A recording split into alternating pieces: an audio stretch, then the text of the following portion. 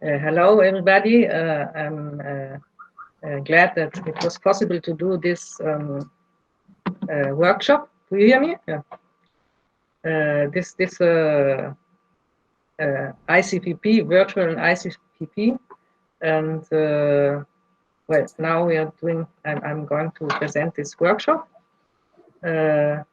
It's about. It's part of inspired of an article which will be published by in a book about philosophical cafes of Michel Picard. He's going to publish a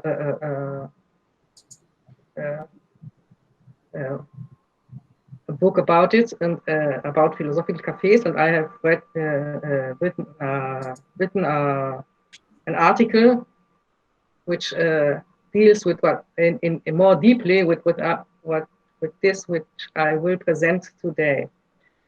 And the issue is why philosophical practice, why the Philosophical Café is a perfect platform for long-term research in philosophical practice. And the reason is that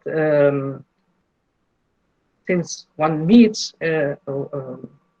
periodically, once a week or more during the years, one can use all kinds of methodologies. One does not have to stick to one type of methodology, but experiment and fail and improve and get better and try out new things all the time. And this is what I'm going to speak about now. Sergey, the first video, you have to show the first video. The video will show a little bit what we have been doing, and I will speak while this video runs because it's without volume. So the main idea is that philosophical cafes permit to work in a setting that is not artificial. It's not so artificial as a philosophical academic philosophy of philosophy. Yeah, this was talking about academic philosophy, because in academic philosophy we try to be precise with concepts and try to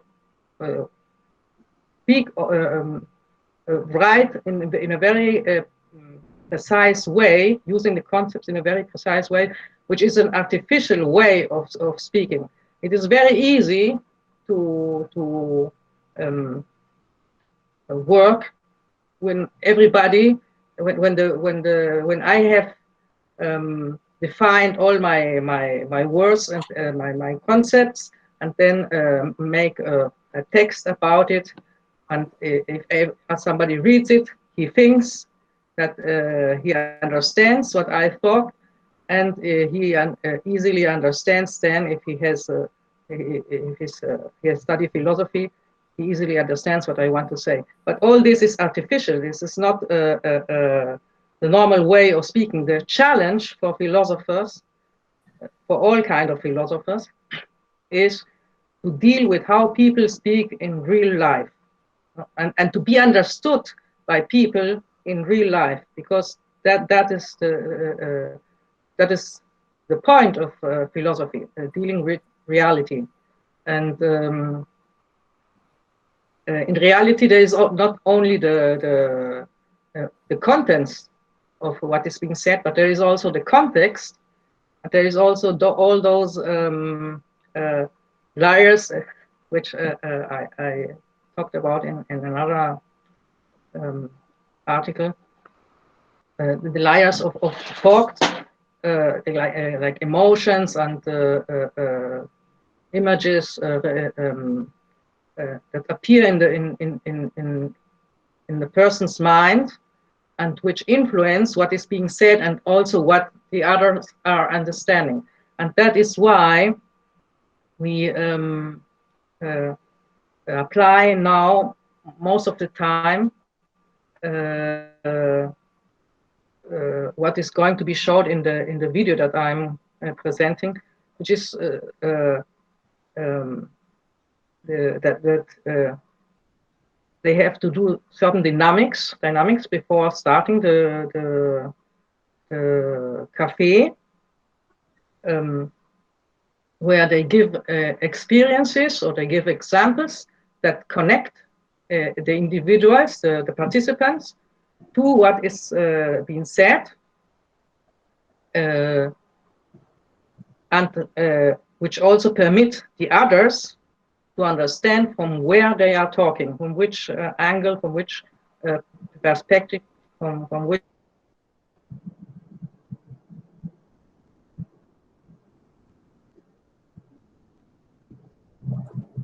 discussion doesn't become a dialogue of the deaf.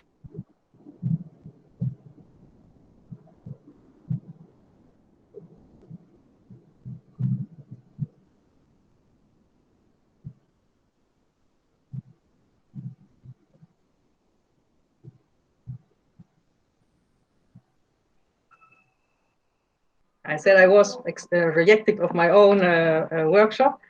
As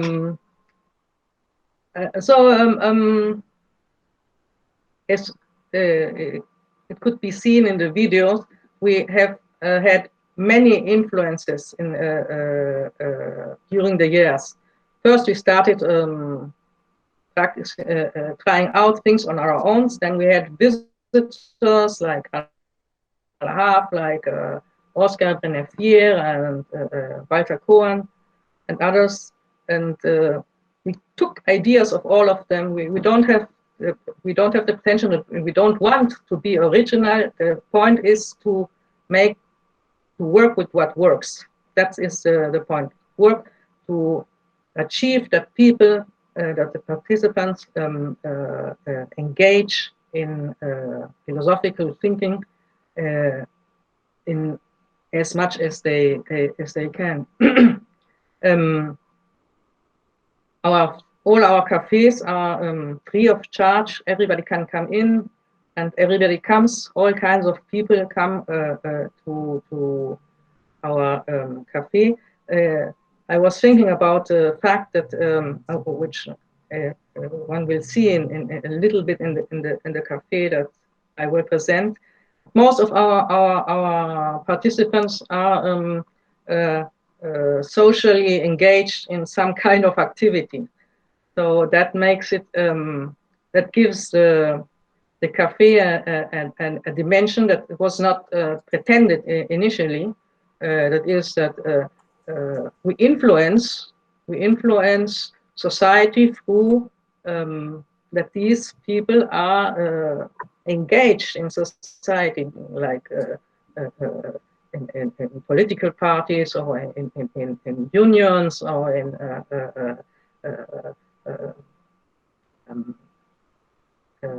atheist movements and women rights movements and all kinds of other movements.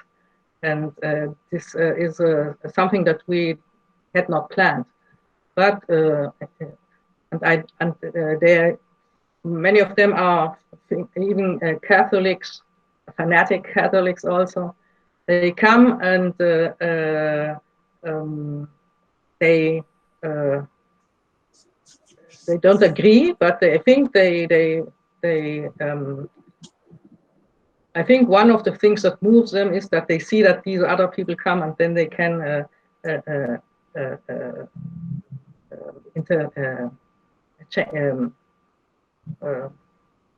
meet and talk and say things that they would not be able to say in that they would not be able, that they would not talk in another setting, although it would be possible, but they would not meet even maybe. So that's the main thing I wanted to say to start, because this is a workshop and I don't want to be only one more thing is that the importance of democracy. a real democracy in this in the cafes, which is the key to why it worked. You think that the participants may say anything. There are only some rules that they have to observe, but otherwise they may say anything they want, and then and this leads to that they want to come and say everything, and say those things that they maybe are not political or socially correct or accepted, but here they can say it, and because we want that they say those things that they usually don't, that they say when they are talking with on the street, and so, but they don't say in a more social respectable setting. So they we want that they speak out everything that they want to say. That's one thing. The other thing is that at the end of each session, they vote for what will be talked about the next time. And many times there are good themes, but many times there are really bad themes. And but this is democracy. This is democracy. So does democracy work?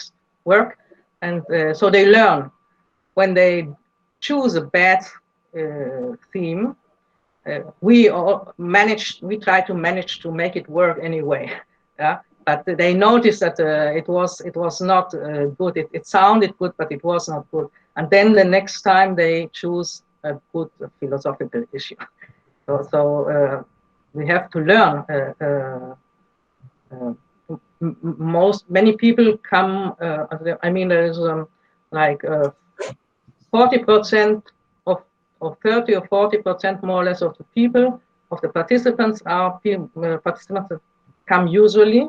Then there are like 40 or 30 percent that are like from 200 people that drop in, that we know, but they don't come frequently. And then there are always new people.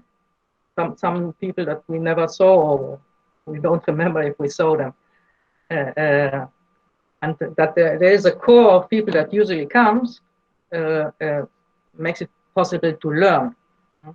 In 22 years, many people have improved a lot in the way of thinking and acting, and so that's the reason why we are democratic. No?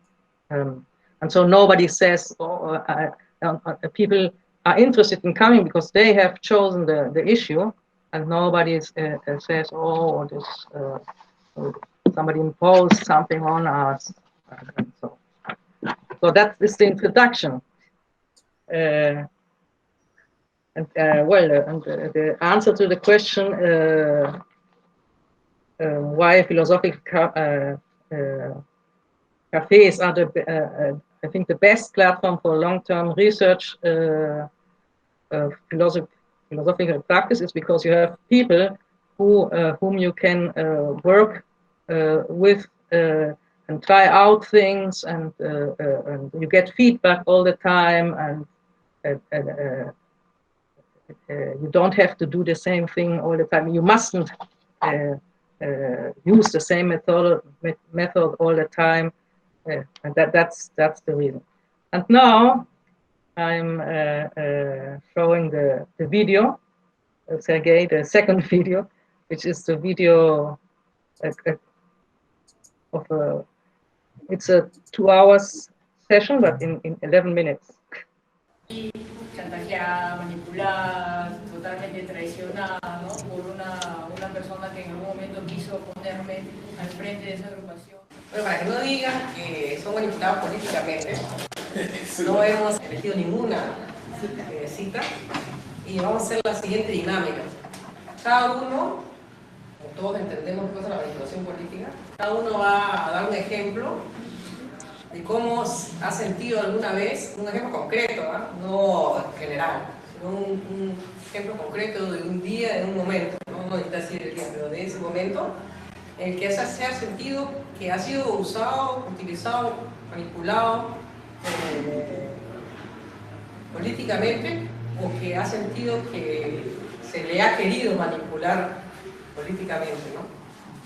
Y a partir de ese ejemplo define qué cosa es manipulación política, a qué se refiere. Antes de la primera intervención, cada uno da su ejemplo, ¿no? Para nosotros poder entender en qué sentido esa persona está usando esa palabra, ¿no? Y para que no sea un diálogo de sordos. Entonces, empezamos.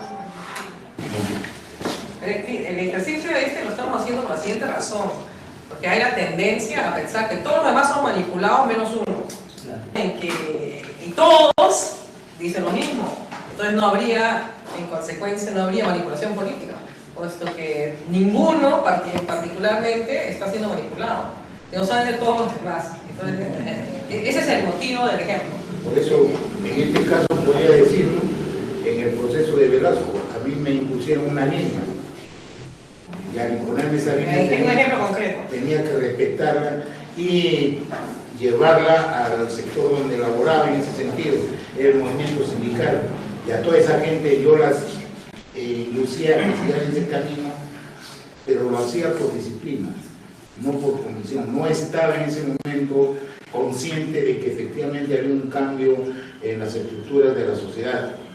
Pensaba que era un movimiento revolucionario, tan igual como la Revolución Mexicana, la Egipcia y diferentes revoluciones ¿En qué consiste entonces, en ese ejemplo, en qué consiste la manipulación política? Consiste en que, bueno, no estando, digamos, convencido de algo, me imponían que lo aceptara. ¿Y lo aceptaste? Y lo aceptaba. Se trataba de organizar un partido, la vanguardia revolucionaria del partido y todo eso, ¿no?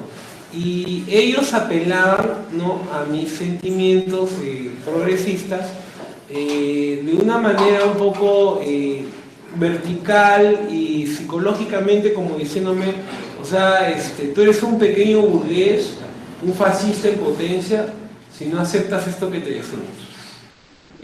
Tus complejos de clase media estaban tratando de, creo, manipularme, ¿no? Porque...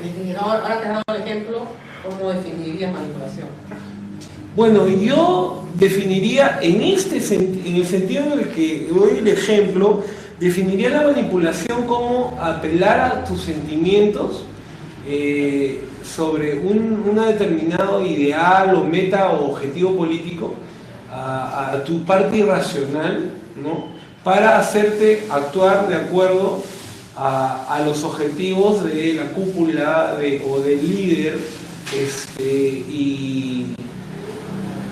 y de algún modo, pues, dejarte sin la capacidad de decidir racionalmente, ¿no? Tati, yo cuando recién empecé mi vida, mis labores como abogada, ingresé a una institución, a un poder del Estado, que es el Poder Judicial. Y fue ahí que me di cuenta que había muchos intereses propios, tanto del sindicato como de la federación, que no eran precisamente los intereses generales, ¿no?, de los trabajadores, de los servidores del Poder Judicial a quienes yo representaba, ¿no?, que se refería a esa sede. ¿Cómo me manipularon políticamente? Porque posteriormente, después de mucho tiempo de haber estado en huelga, muchos trabajadores y haberse sacrificado mucho todo ese tiempo, la huelga se paró, se levantó porque una cúpula del sindicato firmó un acta que no dio ningún resultado para la gran mayoría. Solamente se benefició esa cúpula. Entonces, ¿cómo definirías manipulación política? Manipulación política, en ese caso concreto, fue que los intereses generales, ¿no?, de un grupo de personas, en este caso derechos laborales, fueron manipulados políticamente por una cúpula, ¿no?, que es una jerarquía, en este caso de un sindicato, obtuvieron un beneficio particular, un beneficio personal a costa del interés general de un gran número de personas. Bueno, un ejemplo podría ser el de la reciente marcha por la vida organizada por la Iglesia Católica. Se ponía, es decir, todos los razonamientos, toda la argumentación apela siempre tanto a nuestro componente nacional como internacional. El problema creo que es cuando entra la mentira, ¿no? O el engaño. En el caso de la marcha por la vida, por ejemplo, se ponía una propaganda a una mujer gestante con un niño, con un feto de 6 meses, de centro medio, ¿no? Que se los haya plenamente formado y todo eso, ¿no? Cuando lo que estaba en discusión, lo que iba a ser materia de votación, iba a ser en Congreso, de discusión en Congreso, iba a ser el asunto del aborto terapéutico. ¿Usted se sentiste manipulado por eso? Sí, o sea, me pareció que era un caso de manipulación evidente de aquellas personas no avisadas, donde muchos de los chicos, especialmente los más jóvenes que marcharon. Pero tú. Fue un intento de manipulación, de no haber sido yo una persona ya consciente de lo que era, o sea, sí, de lo que se trataba. Ahora, en mi caso particular, me siento manipulado cada vez que hay elecciones democráticas y tengo que votar, porque quien se supone es la opción o la alternativa a lo existente, a la política económica existente, es el outsider, ¿no? Y últimamente ha ganado siempre, quien ha dicho que iba a cambiar las cosas, ¿no? Pero ahora no cambia nada, pues una vez elegido, se echa para atrás y deja de lado completamente todo lo que lo metió en campaña. Allí sí debo reconocer que me siento constantemente manipulado, ¿no? Cada 5 años. Y finalmente, bueno, en mi último trabajo serio, Perú 21, por ejemplo, al cual renuncié, claro, me sentí manipulado porque, por ejemplo, se podían tocar temas en un momento libremente, pero porque una nueva dirección, como decía Luba, ya no fue así, ¿no? Y los argumentos que utilizaban para no incluir dibujos que previamente se habían discutido y se habían aceptado, era que, bueno, había surgido otra noticia más importante, bueno, estar en el mundial que era más importante o alguna otra cosa, y era obvio que lo que estaba haciendo era seleccionar y excluir aquellos dibujos, caricaturas que no iban con la nueva línea política del periódico. Entonces, yo creo que ahí también una forma de incluso. La manipulación en ese caso sería lo mismo que marginalización. Claro, o sea, indirectamente eso nos estaba condicionando a que dibujemos todo, solo aquello que pudiese ser publicado en la medida en que fuese afín a la política editorial del periódico. El chantaje. Claro, indirecto, no con un el director no quiere quedar esto, pero sí indirectamente no había un acuerdo. Resumir un poco, creo que sí, pues manipulación básicamente sería una forma de coacción que apela al engaño, ¿no? Lo que pasa es que la manipulación es la única manera de romper la oposición, tanto externa al grupo político interesado en el poder, como externa a ese grupo político. Y la única manera de romper la oposición, repito, es manipulando, porque los que se oponen también manipulan, ¿no? Y no hay manera en política real de actuar sin manipular. Y creo que en la vida cotidiana no todos nos manipulamos unos a otros. Sería utópico decir que la política no va a ser lo mismo. Tú estás diciendo que influenciar es lo mismo que manipular. O sea, persuadir, si yo te digo, venga a mi casa a tomar un café y tú vienes a tomar un café de mi casa, entonces porque yo te he inducido a través de una invitación a que vengas a mi casa, ¿te habría manipulado? ¿Cuál es la diferencia entre hacer que alguien haga algo y manipular? Empecé a participar ya en la Universidad Católica, entonces digamos que de alguna manera me he confrontado con esto, entonces yo trataba de determinar quién me está manipulando, cómo me quiere manipular, de qué consta esa manipulación. Yo llegué a una conclusión personal, de que un constituyente universal de la manipulación era la tremenda simplificación de los términos, de los mensajes, porque una problemática muy compleja se redujera a un eslogan de muy pocas palabras, ¿no? Porque era la única manera de comunicárselo al pueblo, al elector, al destinatario. Entonces eso yo empecé a entenderlo en oposición a los otros grupos que veía en la universidad. Yo estuve en un movimiento independiente y eso causaba que los grupos de derecha, de izquierda y de izquierda nos cayeran encima, ¿no? Entonces, con distintos argumentos y siempre con unos mensajes muy simplificados. Mi gran duda se planteó porque yo empecé digamos, a participar en una mesa directiva de Federación de Estudiantes. Yo era el secretario de prensa. Entonces yo tenía que establecer algunos patrones, ideas, a veces hasta inventaba chistes contra los rivales, ¿no? Y luego me daba cuenta de que tenía que decir las cosas corto, simple, y entonces yo empezaba a tener serios cuestionamientos. Dije, entonces no estoy yo también manipulando, al simplificar mucho esta situación, estoy cayendo en lo mismo.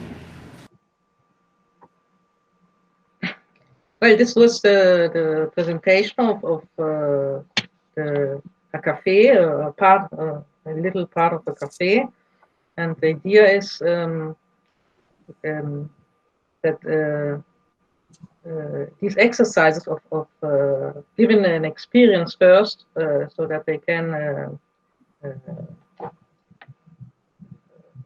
so that they don't enter in this abstract debate that makes that this such a cafe really makes people think and really makes them understand each other's position. Got this idea from the Congress, the ICPP. I visited the ICPP in Leusden in Holland, in the Netherlands, and there they work with this cognitive empathy. And there I got this idea, and they solved this problem that we had before a lot, that when there was such a political issue, it ended up in the abstract debates, and it was not very, very useful. And since we work with this exercises, experience exercises, the debate becomes, the session becomes much more deeper, and people really understand. They still disagree and debate, but they understand. They are talking to what the other is saying, not to the abstract ideas that he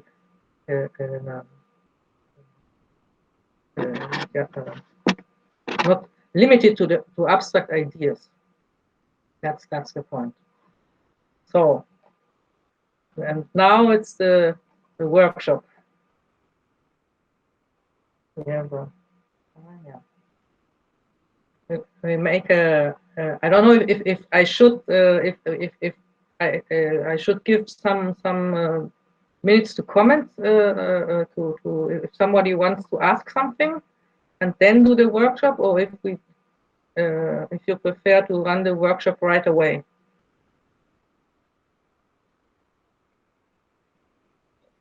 I would like to ask you a question. Carmen? Yeah, I hear you. Yes. Video, no? Irena. Irena, yes. I tried to lead the Cafe Philo, which I gave up for the time being, but still consider. And there was, first is the remark, I had a person who expressed very, like, how shall I say, really concrete fascistic right-wing ideas, and it was very difficult to stay quiet and just to try to explain how I see it. It is a remark, because I would like you maybe later to touch on that. And the question is, I had an experience in one philosophical cafe where people, I don't know if it had to do with the personality of the person who was leading the cafe, who had a kind of group around him, It was not like in other cafe where I was going. Also, there were like different people coming and going, but in this particular Cafe Philo, there was a little tiny group of very strange people, and they started to attack me personally. They didn't beat me physically, but it was the feeling like they are close to that, you know. They were really, and the leader was not at all. I asked him, I spoke to him about this, and he didn't want to intervene. And when you said democratical, like you meant, I hope, only the expression of ideas, but you didn't mean to allow people to attack each other personally. So if that would happen, how do you deal with this? How would you deal with this? To prevent this, you say there are just few rules, but for me, in my opinion, there must be some kind of rule that people do not attack each other personally, don't make this bullying, you know. So how do you deal with this? Well, this is a risk that we have to take. One of the rules is that you are forbidden to attack physically somebody, or to say, "I wait for you outside." And this rule we have installed because it actually happened. We started with 4 rules that we copied from in the beginning in 1998. We copied some rules of the Austrian cafe, who said that they had these 4 rules. I don't remember them. They are integrated there. But then now we have like 14 rules. And all these rules appeared because situations happen. Once there was somebody who was so angry to me that he followed me after the cafe inside the house and wanted to beat me.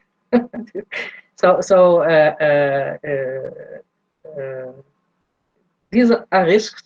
These are risks if you. But this is a mirror of what happens outside. This is what's happening outside. If people behave that way, it's because people are behaving that way outside in the street. So we have to deal with it. Then there is a rule. There is another rule that says it's forbidden to generalize about ethnic, racial, age, gender, etc. In the sense that somebody could say all women are like this, or all Jews are like this, or all black are like this. Even if it's positive, it leads to discrimination in one way or the other. Those generalizations are forbidden. But they are forbidden only if they are related to to something that one cannot change. If somebody criticizes religion or belief, that's permitted. But yeah, intolerant people, you cannot avoid it. But then there are in the cafe. I asked Mike Roth how he dealt with dealing with Heidegger. How one does when there comes a fascist fanatic and tries to use the setting of the cafe to spread his hate. Well, the only way we have is that if there is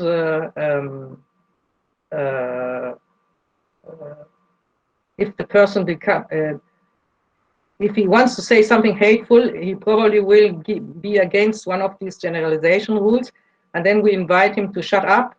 And if he doesn't, we have security. We have a person who takes him out. We have security in our cafe because it's Lima is a capital. Everybody can come in, and we have had problems So we have somebody who takes care of that. Carmen, it was just a concrete question. When the participant, not about you, but when the participant wants somebody express his or her philosophical or whatever thinking, and another person start to insult or to attack, to bully, do you intervene, and how then? Like they become personal in a negative way. So do you intervene and do you say that this is a no-go and whatever? How do you do that? And do you do that? So I tell him that it's not really a problem. It happens. I tell them to stop, and normally people also tell them, the others also tell them to stop, because it breaks the. So I'm not alone when such thing happens. So people ask them to leave. They don't want this to happen. It doesn't happen often, but it has happened. Yes, in 22 years, it maybe has happened 5 or 6 times. Mm-hmm. So, Carmen, sorry, go ahead. No, I just wanted to say, so probably it was a problem about this particular group, because in other group I didn't experience that. Maybe it is the person of this man who leads the, yeah. So you do intervene, and of course you do not allow it to become personal. I just wanted to know that, yeah, and how you do it, yeah. We don't have a rule, but I mean, what is becoming personal? That's the issue. If it's personal in the sense that of the belief, then everybody has the right to say something. But also, nobody has the right to say anything if it's not his turn. You have you have 3 minutes to speak, and you are not allowed to shout things in the middle of the cafe. If you start shouting things, then you are invited to leave, even if it's something good or interesting. You may not do that. May I have a question as well? Can you hear me well? Yes. Okay, great. I'm very interested in what you mentioned in terms of that kind of exercise that you do being a very good way of conducting research. And I would like to ask you to please elaborate on that. How do you turn that into actual research and publication and stuff?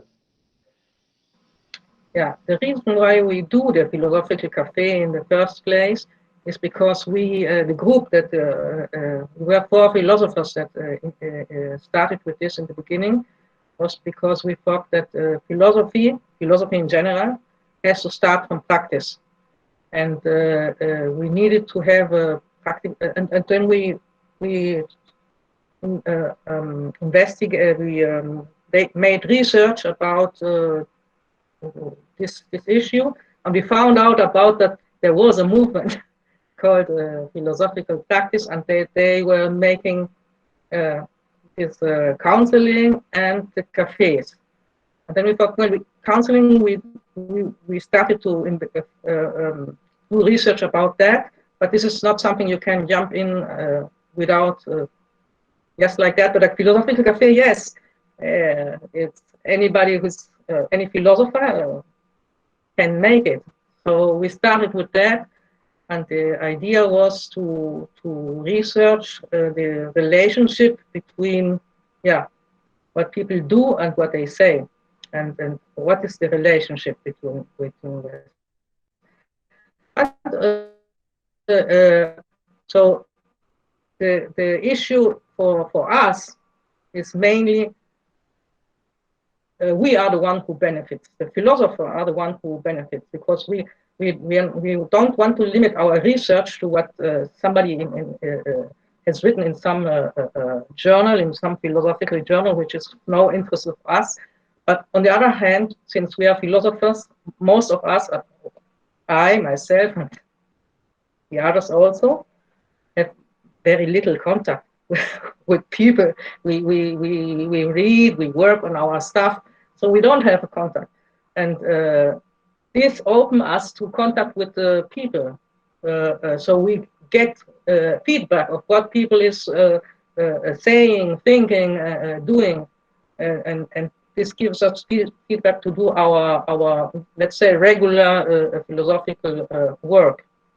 And yeah, that's the idea. Whatever we are researching on as a philosophers, let's say academic philosophers, we get feedback from what is happening outside. I do have a question, but I want to leave room for the others because I wanted to know how you can actually systematize this feedback that you get and bring it, you know, as a systematic kind of research. But if you are willing, I can send you an email afterwards, and if it's okay, we could talk about that. I don't know if anybody else would like to. But I do have a follow-up question anyway.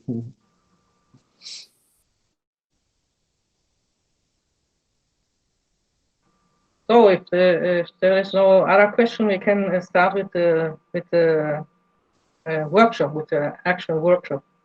And the workshop is like in this cafe that I presented.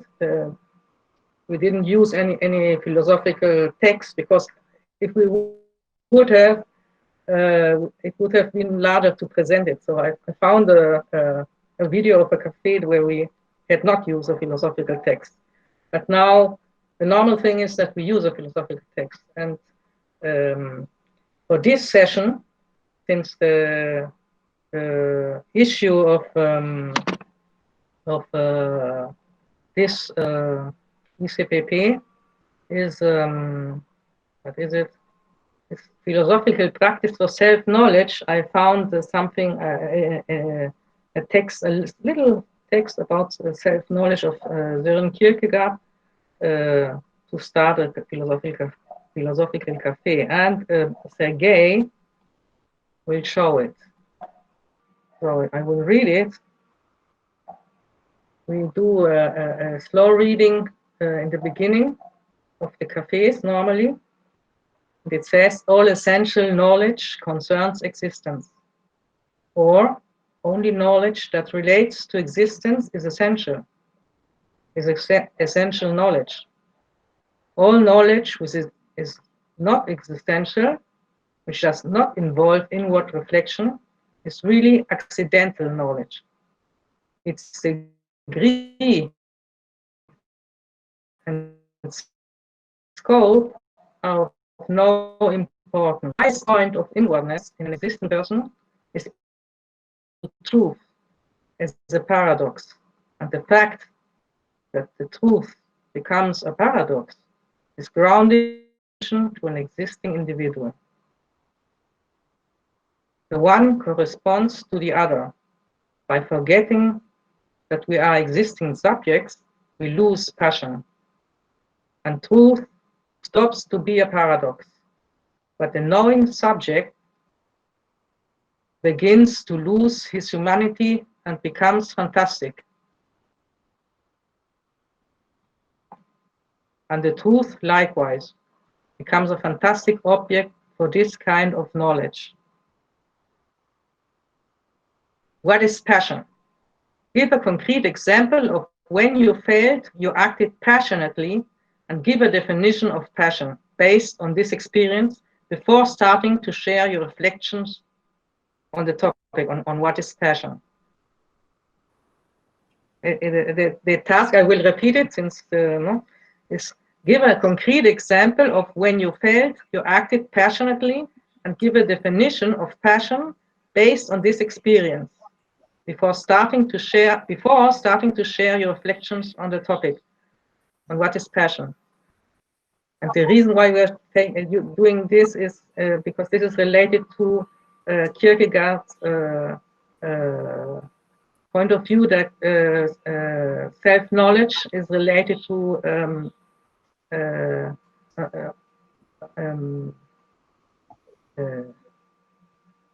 passion.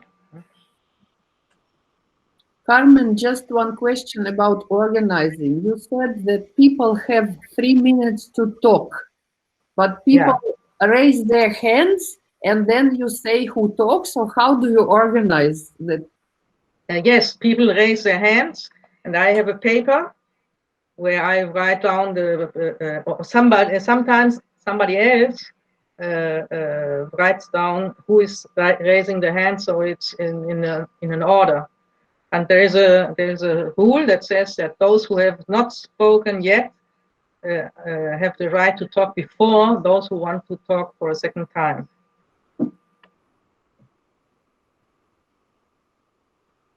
Yeah. So, so now who wants to give an example of when he felt that he acted passionately? I can share my example. Okay, I will put it in the chat as well. I have a passion for food. I like to cook and bake, and to feed this passion, when I am stressed or bored, I turn on music and create new flavors to enjoy. When I do this, I forget what time it is. I drink tea or whiskey, and I talk with my dog. When the food is done, I focus on the scents and the flavors and enjoy the food as well as the company of others enjoying the food with me. So my definition is passion is a pursuit that drives a person, focuses a person to the neglect of other needs or obligations, that leads him towards itself in search of meaning or fulfillment. So this is a definition of passion. If she would have said just passion is a pursuit that drives a person to neglect other needs, obligation, that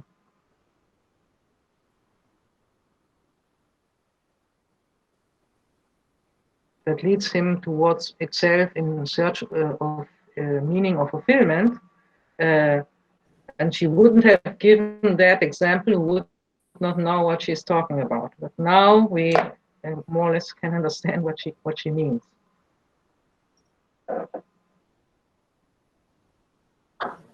So when we argue, because the idea in the Philosophical Café is still that people will debate. So when we debate, we know that this, what she's saying, is she's saying in that context, not in some other context that are in our own mind. We still can object or agree, but knowing what she's talking about.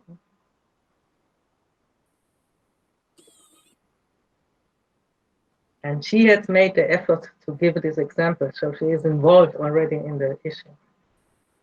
So, who wanted to? Can I ask a question? Can I ask Kate a question about what she said? No, you can't. You can, but first you have to give your own example. Aha. First, everybody gives his own example, then you can say anything you want. That's the thing. Even if I don't understand exactly what she meant, No. I cannot ask. No. Okay. That's in order that not those who say something, they are everybody talks about them, but the people, the other participants don't engage. The idea is that everybody engage himself or herself. So you give an example. Once we had a person who wanted to talk. It was the issue was love. To be in love with somebody, and the person said, I don't know what this is, I have never been in love. So he said, sorry, then you cannot participate. But the truth is, I'm sure he did know, but he didn't want to talk about it. And if he really didn't know, then what could he possibly say or argue with others? So I give an example myself. I feel passion for doing philosophical activities like cafe and the philosophical website, and there is no reason. It's a little bit irrational. This passion, even though it's related to reason, the passion is irrational. It makes me like Kate said, neglect sleeping and doing other things that I should do, that I need to do, that I should not do. And at the same time, it is constructive. It's enlightening for me. And the definition then would be: passion is something, is a desire, is doing something, even though it may be even though there would be obstacles that hinder your welfare in pursuing them.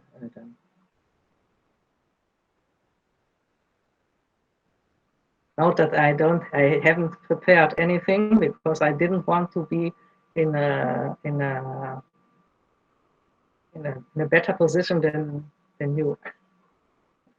Also, this is important, that the moderator must not be somebody who tells the truth and knows everything, but it should be as any other participant. And you should also not be mute and not giving his opinion or something, because he is she is a human being who also thinks. I am who I am. Who is that? What's your name? Irena, it's me. Irena. Say, give an example about passion, so you can comment what Kate said. I also have something what you said in my own thoughts. No, you can say all these things. You can say them if you give your example. The problem is that I was thinking, I guess maybe that is why nobody is speaking. Maybe people have the same problem like me, maybe not. The point is that when I tried to find something, I started to question the term passion, for me. Yeah, but that's the whole point. Well, yes, you have to jump into the water, and then, because in the cafe you get ideas, you put something, you say something, and then you can build up on it. It's not the idea that everybody says something that is final and at the end of the session, the idea will be much more concrete. The idea, even if you had a good, a more or less solid idea, it will be richer because you will have thought it better and listened to what others said, and then you get new ideas and in the interaction. That's the whole idea. It's not that what you are saying now is what you will say 20 years from now, and it's a solid knowledge.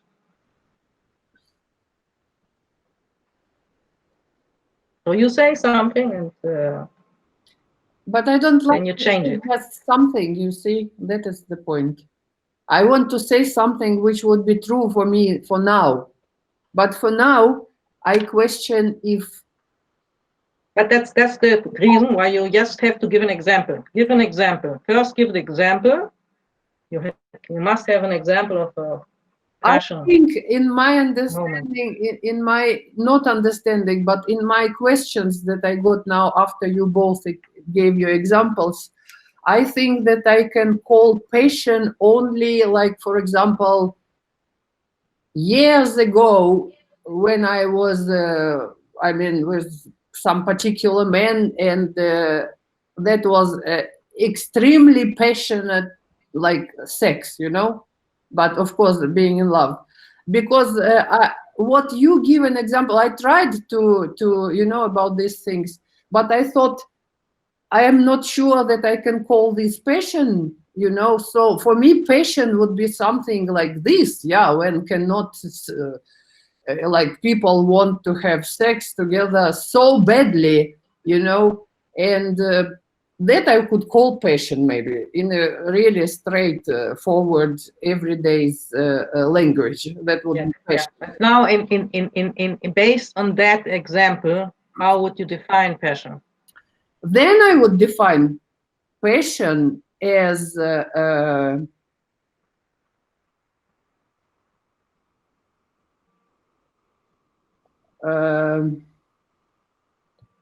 wait, my English is also not that perfect. It is an irresistible drive of a very primitive, instinctive level, from very primitive, instinctive, maybe even animalistic, not maybe, animalistic level, which cannot be used for example, like intellectual pleasures. Because passion, in this sense, how at the moment I can use this term only for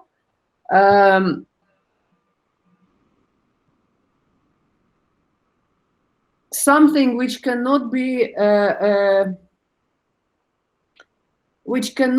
used for the joy and pleasure of, for example, intellectual level. Because I thought, like, as you said, I love, it is a great pleasure, it is very high pleasure for me when I have a possibility to participate in some kind of good philosophical cafe where I can get insights sometimes. But I tried and I thought, I cannot call this passion. So passion for me, it would be really something of a very animalistic level, a drive which comes from our material animalistic nature.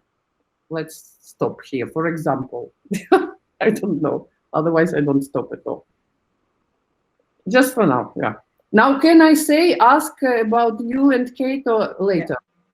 Yes? Now you can ask Kate, since unless somebody else wants to intervene, you can ask Kate.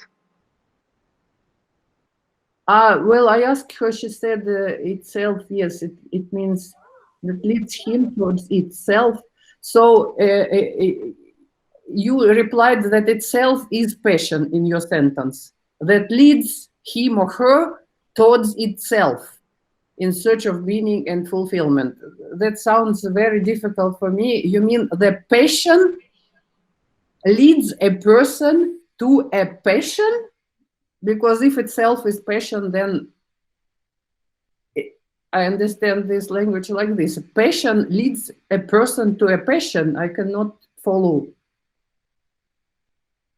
this. And in search Kate, Kate, you can answer if you want. If you don't want, you don't say anything. Like, I can pull you towards myself. A passion pulls. Oh, she was disconnected.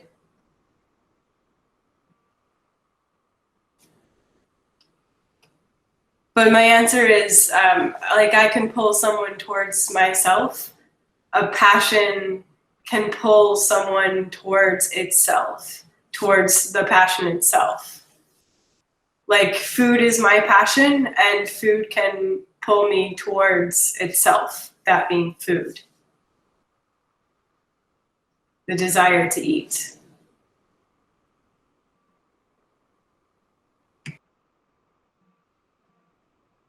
Now, the interesting thing here for philosophy is that if she only would have said, let's say she did, Kate would have given this example, would have given the definition that she gave. Passion is what was it? Something that. Passion is a pursuit that drives a person, focuses a person to the neglect of other needs or obligations, that leads him towards itself in search of meaning or fulfillment. And that leads it towards itself, which was what the passion was objecting.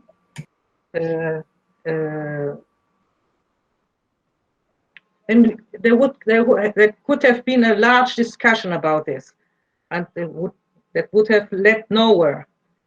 But now that we have listened to her example about the chocolate, we can understand. Maybe we think we would have expressed it differently, or we do not agree. But we understand what she means, and we do not enter in a useless discussion about what is this itself, what does it mean now. The example makes it much more clearer what she is trying to say. That's one important thing about examples. So what she is trying to say is much less complicated than the definition she gave. In the definition, it seems like something abstract, the it, the being, and it's the chocolate. She means that if the chocolate attracts, if you have a passion for chocolate, then you are attracted to it, and that's very easy to understand. And this is important in a philosophical cafe where everybody comes. People come with their own language, with their own world of words. I would like to give one example. I would define passion as an emotional drive to do something. And as a concrete example, I would give, I have a passion for doing spiritual work, which can consist of reading spiritual text or meditation or being in nature, for example. So the passion is felt by me as being in the grip of something. And it's basically an emotional grip. So there is what is already included in the word passion. You are somewhat passive, like you are being taken over by a higher force, like a great idea you like, or by a person, or by a piece of art, for instance. That's my example.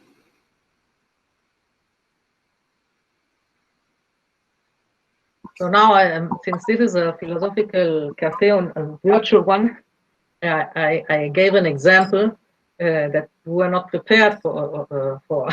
But in our philosophical cafes, people know in advance, a week before, what we are going to deal with, and they know that if we are going to talk about passion, they probably will have to give an example, and they have time to think about it. So that makes people prepare also. So that's it. Well, that is more or less. We don't have that much time, I see. No?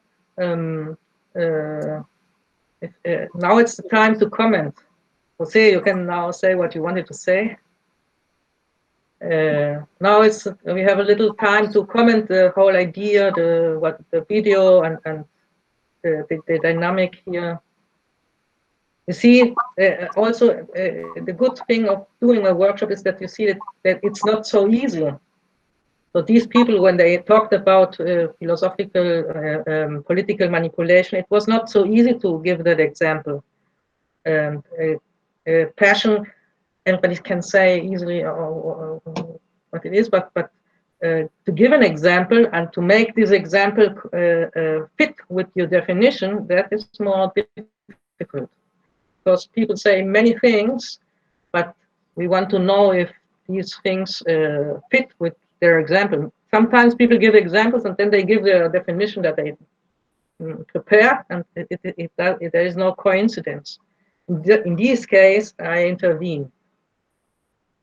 I try not to intervene, but when there is something that is not fitting, then I intervene. Just to say that he should correct or the example or the definition. Yes, I found it very convincing, especially when you structure kind of wide interventions by repeating your rules. Give your example, your experience first, and then go on talking. I really find this very helpful. Thank you for it.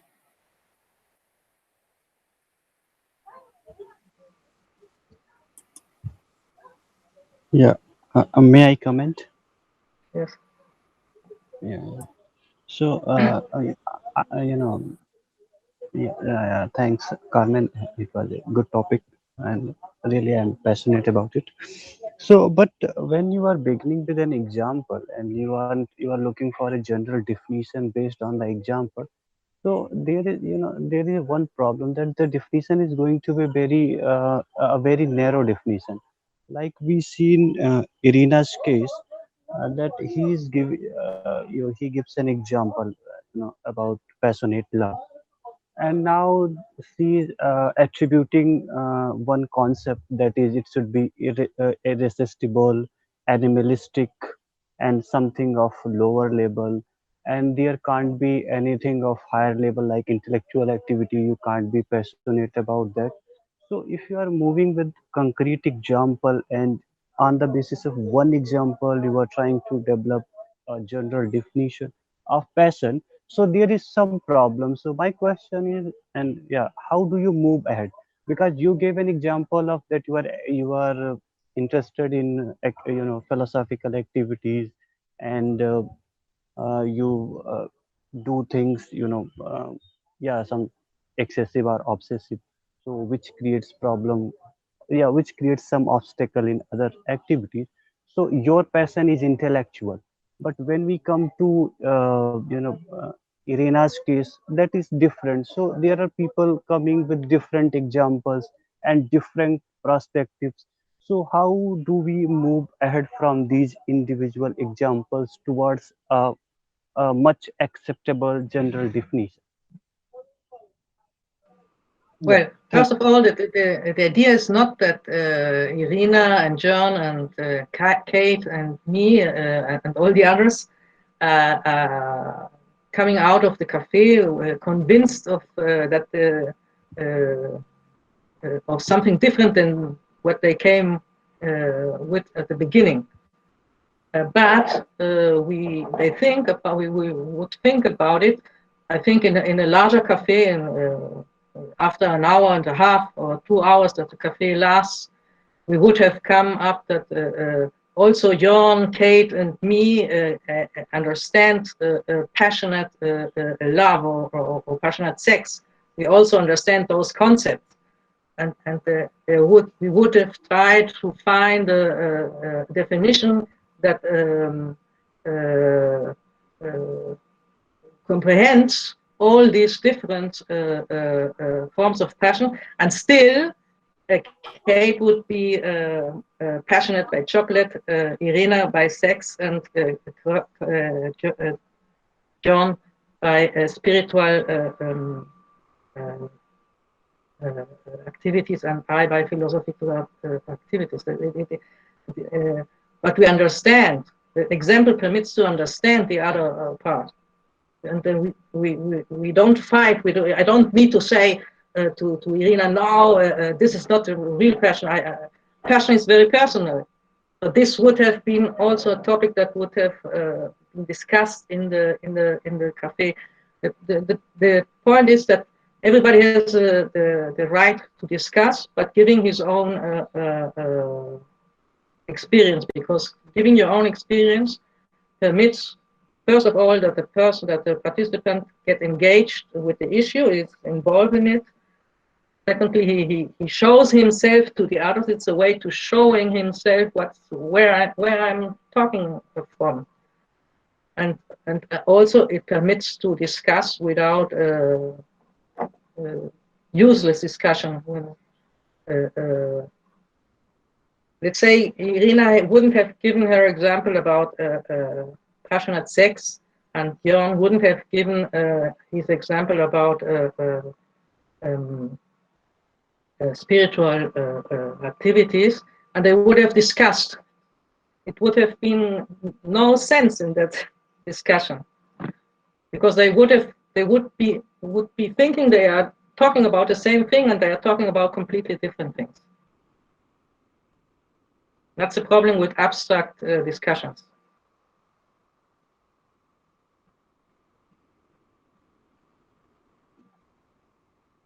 I want to say something. I have a feeling that I have not been heard, and I have been interpreted wrongly.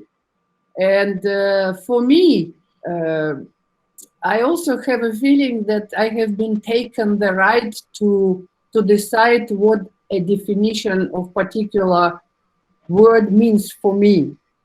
I do not say and never said that spiritual, whatever that word means, I doubt this word, by the way, also, or philosophical. I said that I have a highest pleasure when I have insights of ideas in conversation, philosophical conversation.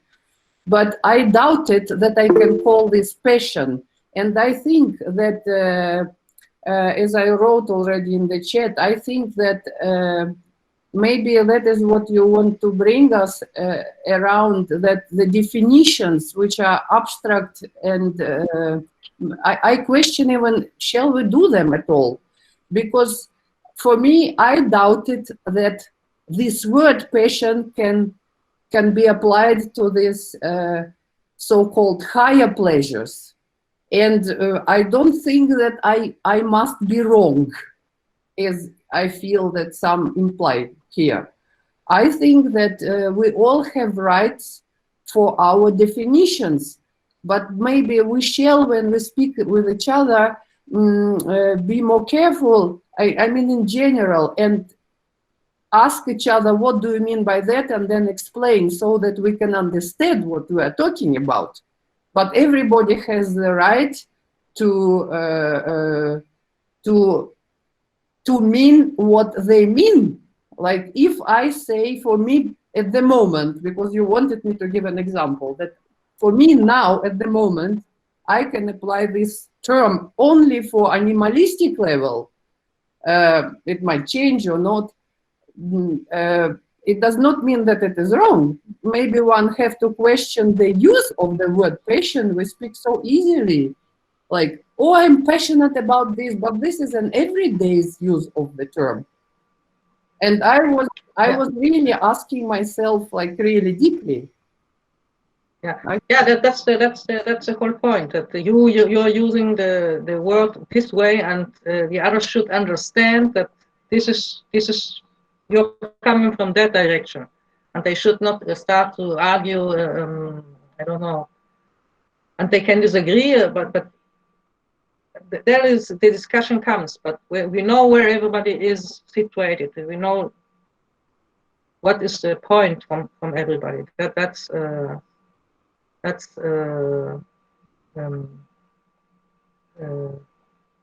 reason for giving the doing the exercise. There are different exercises, but they are always somehow connected to experience. For example, last week we had the issue death, and nobody can give an experience about death. So, but we gave the exercise was what would you want to do, or what would you want to happen to you if you wouldn't know that you have 4 hours of to live. So that situated everybody in the situation of death. Now you will die in 4 hours. And the issue of giving the example of not giving an example, but saying what they would want to do, or what they would want to happen, is only an exercise to situate the person in the situation, so that they don't start to talk about abstract things, about death is some will death is it's the end of life, or it's something biological, blah blah blah blah. Okay, this they also maybe will do afterwards, but at least in the moment they should situate themselves in the idea of dying. That is so. This is it's a way to connect the people to the issue. So it's not just try to win an argument. Many times people participate and they want to give an argument. Yes, like that. We want to. In the beginning of our cafes, we had there was a neighbor who used to come, someone from the neighborhood.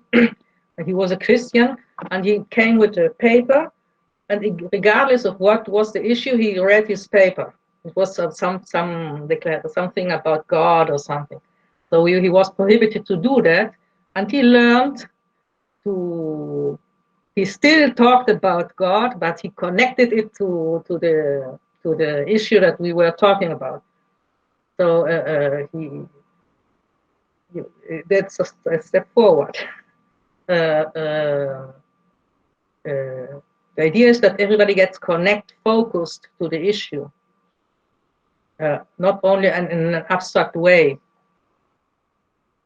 That's the in philosophical cafes, since everybody is invited to come in from the street. The issue, the main problem is that that's a difference with philosophical counseling or workshops. The main problem is that people can start to talk about things that have nothing to do with the issue, and this is what we want to avoid, because then the cafe starts to be just a shop saying anything. This is and these are like strategies to avoid such thing, and that the conversation should be focused.